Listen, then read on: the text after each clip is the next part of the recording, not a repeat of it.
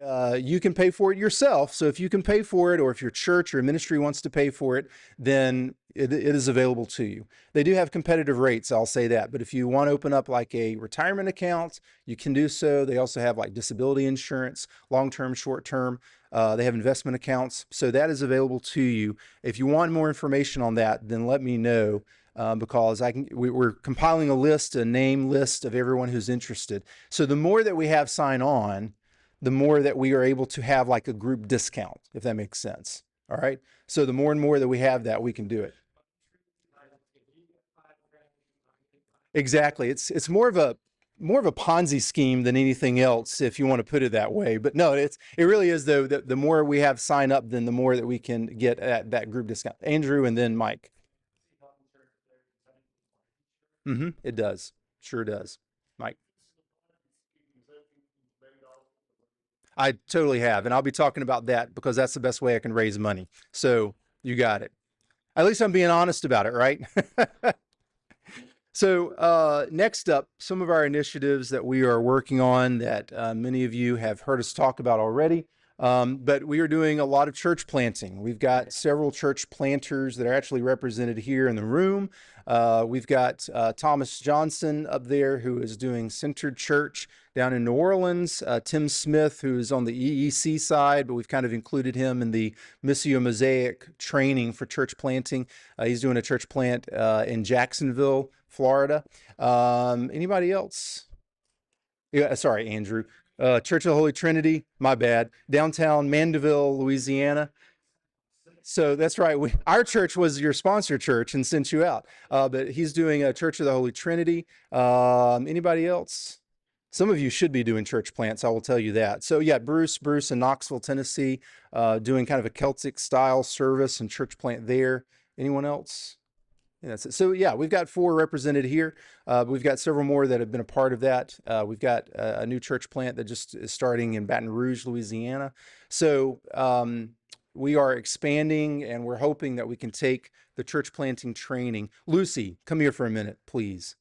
So sorry, I'm going to take a sidebar here very, very quick, but Lucy is a member here at Middleton Congregational Church, and she has been doing all the planning and all the background stuff for this conference. So we want to give her a huge thanks.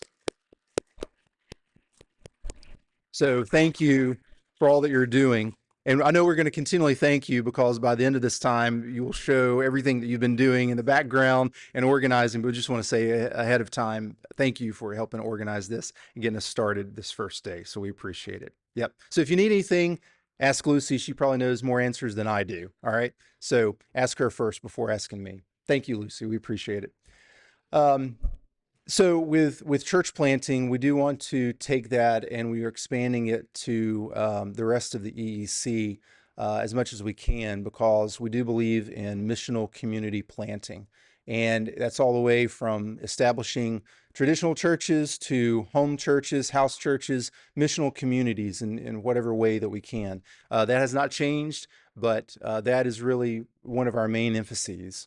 If we have not planted churches or missional communities, then I don't want to be a part of it, because that is what God has commissioned us to do, along with everything else we're doing. But we are establishing missional communities and church plants because we want to make disciples. And one of the best ways to make disciples is by forming new churches, new missional communities, send them out. Chris.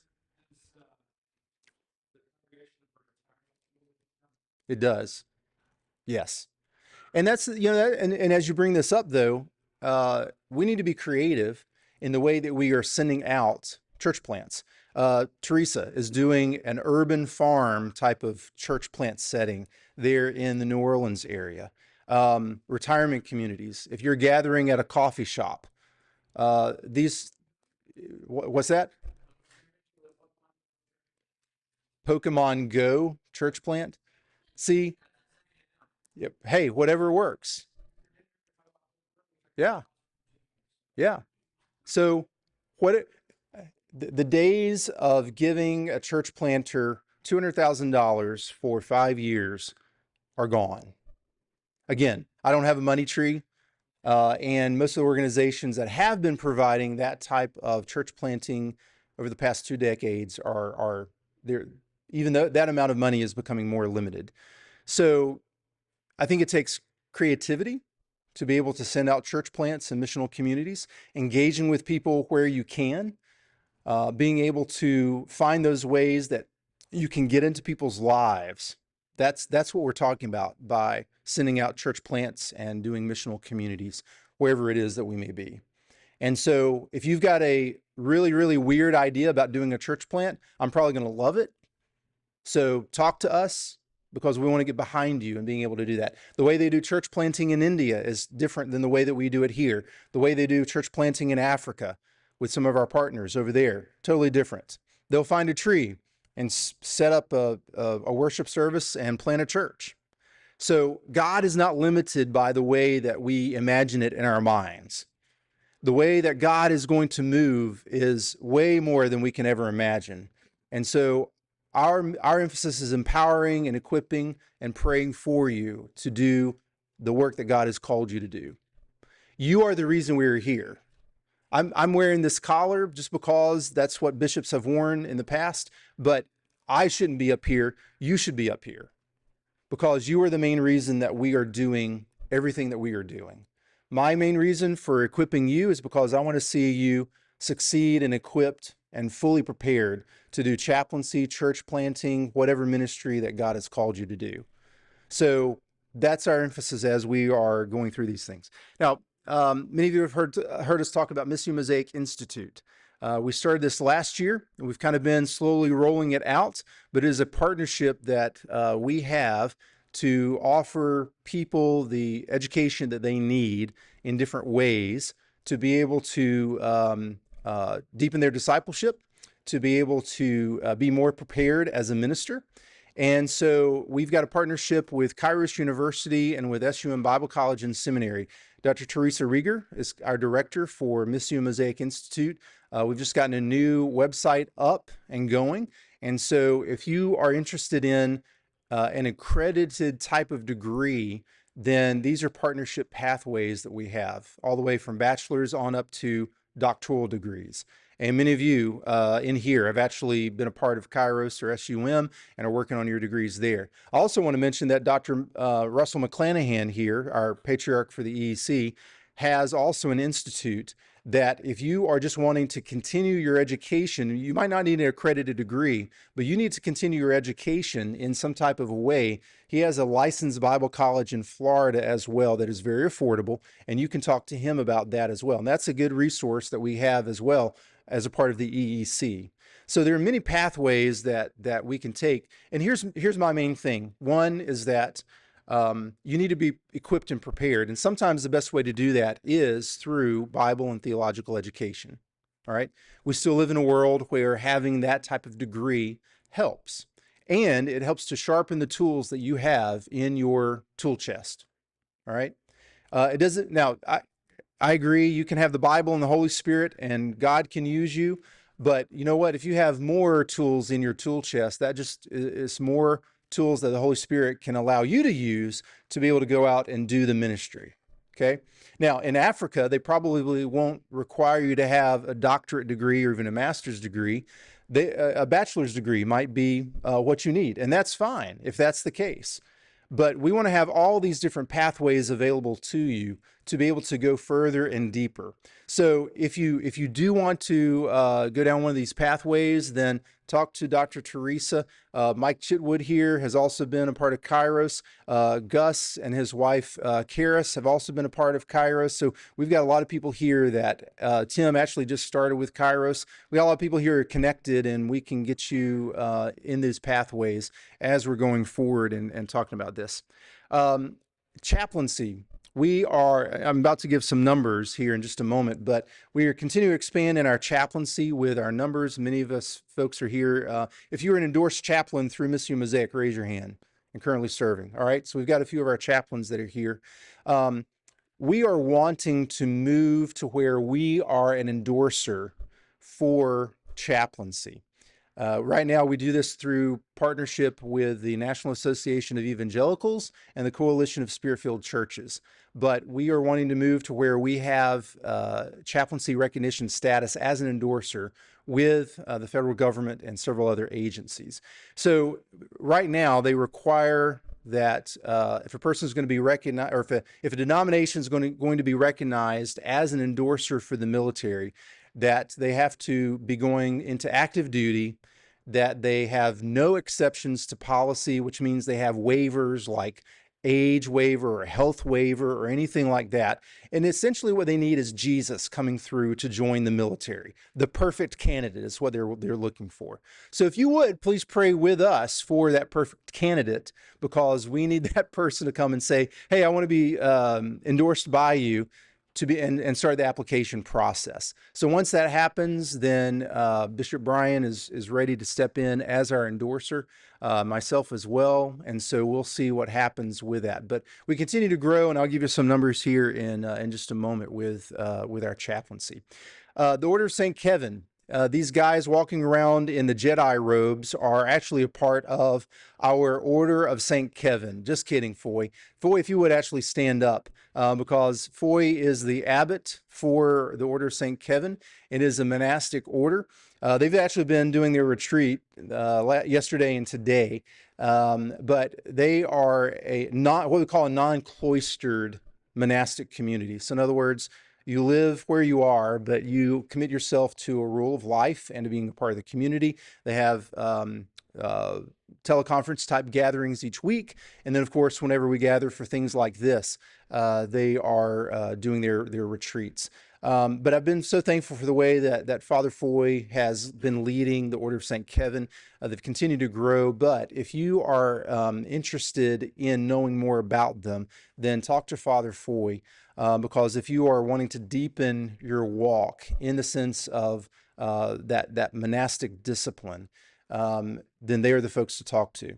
I know we've had some discussions with others about opening up some other chapters or some other monastic communities, but they are the ones to kind of talk to about that in the sense of being able to live that out with their rules of life and rules of faith. So tonight, we're actually going to have an investiture for some of those candidates that are becoming a part of the Order of St. Kevin. So if you're with us tonight for our worship tonight, then you'll kind of see what that will be like and can take part in that. So I'm thankful for the way that they have been expanding and growing, but also in all these different areas. So let me give you a couple of numbers, and we'll get down to business here with some of the things that I really want you to know. We've continued to grow. We're almost up to 25 churches now. We've got 6 church plants. We mentioned 4 of them here just a minute ago. We're up to about 130 clergy total. Okay, so this has increased by about 30 from last year when we were gathering earlier last year. Of those 130 clergy, we have 80 chaplains. So 80 chaplains each week are doing some type of a service or some type of a ministry, all the way from like what Father Chris was talking about with retirement homes to military gatherings and worship services in different places to VA hospitals, wherever it may be. So I'm thankful for the growth we've had. We've got churches now. One of the reasons why we did this up here this year in Boston is because we wanted to come and be a part of what God is doing here, not just at Middleton, but also with some of the other ministries and other connections that we have in this area. And so we've got a kind of a gathering of our churches, not only in the New Orleans area, but also up here in the Boston area. We've got some down in Florida. We've got one possibility out in Colorado. So they're talking to us. So we'll see if that happens, of course, in Tennessee and other places where we have connections. So God is growing. And in Philadelphia, I should mention. Yep, exactly. Sorry. So Philadelphia, we've got some. And actually, I wanted to introduce Bishop Lucas and his wife. They just came in, but Bishop Lucas is also a pastor and bishop there in the Philadelphia area. So let's welcome them as well. Good to have you guys with us. Glad you're here now. So I'm thankful. God is growing, and even with the Evangelical Episcopal Communion, God is growing. So just again, by the numbers, I wanted to show you that the partnerships and the family that we are connected to is so much bigger than just us. So with the EEC family that we are part of, we have a total of about 15 million people around the world that are part of the EEC. Archbishop John, how many churches do you have just in India? Do you remember?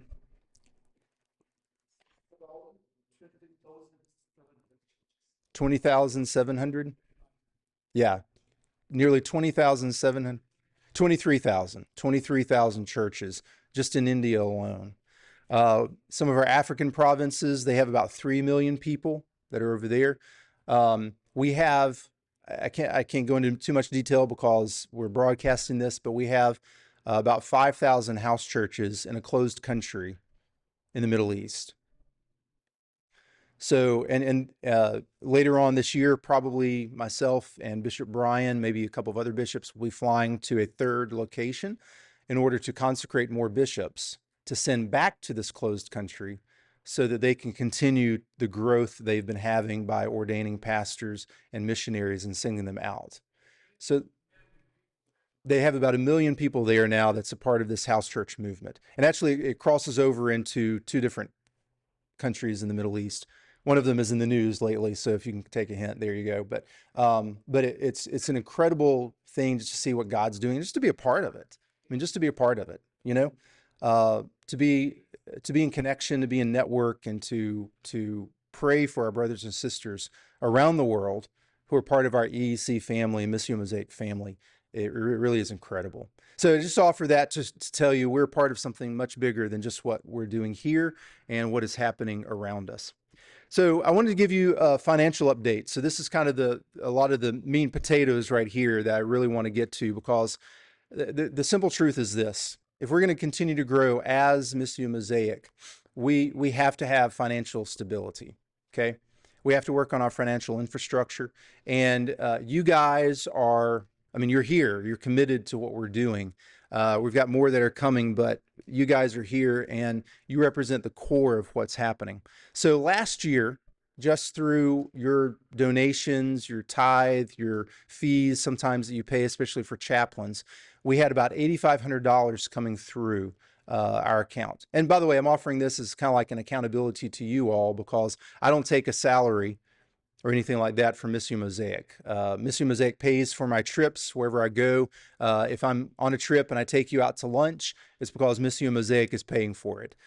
So a lot of what I do with some of this is that we do a lot of pastoral care. I make a visit, whatever it may be.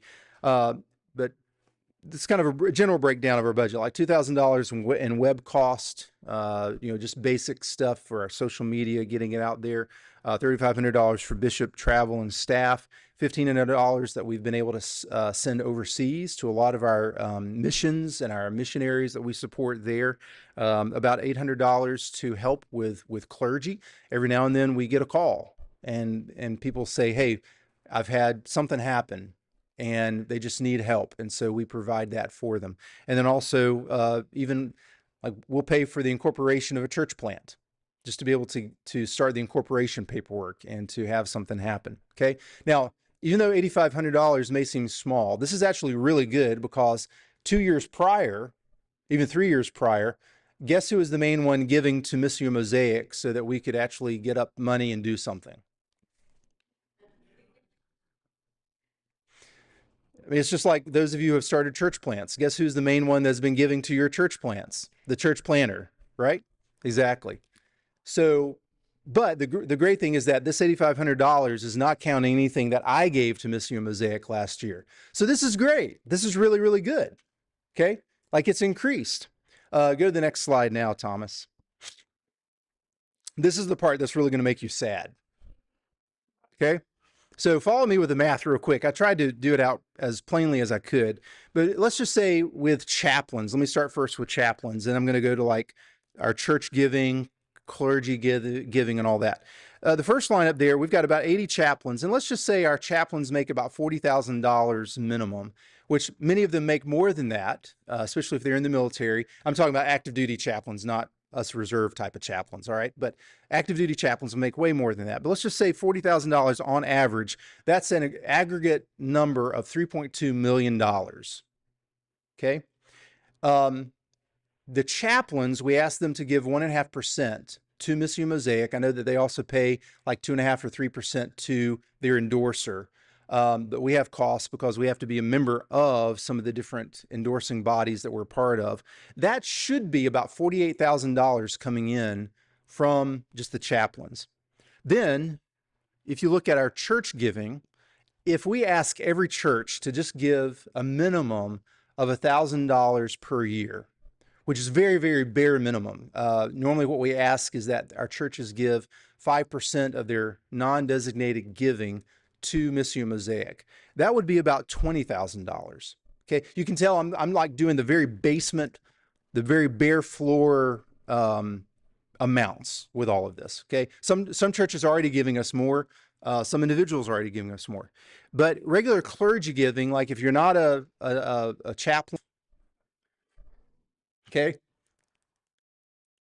So I share this, we want to make sure that everything we do, y'all, our small little group and even our denomination has been able to do so many things, even with the limited resources we have. I mean, there are many denominations who would love to have just 10 of the church plants that we've been doing. Okay.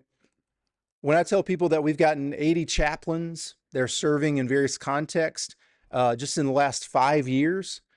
And they're like, but how old are you? And I'm like, we're just 7 years old and we've already got 80 chaplains. They're like, what have y'all been doing?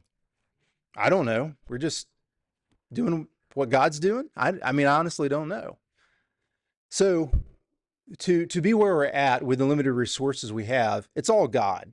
And to be honest, I'd rather have limited resources, but God providing than anything else. We don't have money to argue over. Okay. Like right now, I think this morning I checked and we've got about $1,500 in our Missio Mosaic bank account. We're good. All right. So I'm just letting you know, God's blessed us, but I think that God can use even more if we are giving and if we are truly contributing the way that I think that we need to with Missio Mosaic and with all the things we're doing. By the way, I don't want this to take away from anything you're doing in your local community, your tithe to your church. There are a lot of denominations like us that will say, oh, you need to give 10%. ACH debit, the only reason I'm giving it up here is because it is a great and easy way to do that. Bishop, and even for Brian, we can't keep up with every single person. As much as I want to remain in contact with you, sometimes it becomes harder and harder. So sometimes the best way that I can provide for you is just by simply being leading this for us. Some of you have been care group leaders before, and we're going to try to relaunch this with you guys. And so Father Harry is going to help us with that. And this is where we're going to make sure that we get everything into our database, and then he's going to manage that so that every new person that comes in will be assigned a care group. And by the way, the way the care groups are going to work is that, like, all of our Army chaplains are going to be together, all of our hospital chaplains, us as pastors and bishops, so that we can care for you as well. So we're going to be talking about that a little bit more, but I just want everyone to know that we're going to be getting that out. If you get an email from Harry, then you know what it's about, because we want to make sure that everyone is cared for and supported through this. All right. And then last thing two more things I want to mention real quick. Go to this slide.